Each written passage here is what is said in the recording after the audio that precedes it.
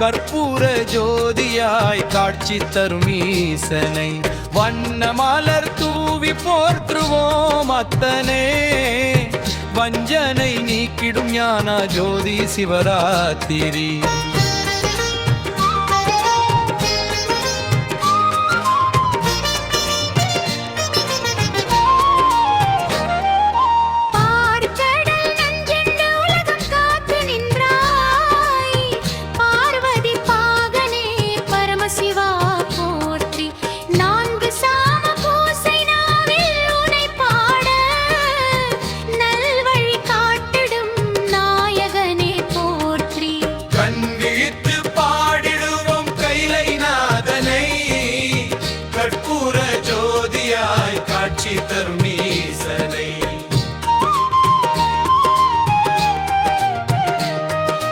வாடிய அமாவாசை அன்று பிறந்த இரவிதுவோ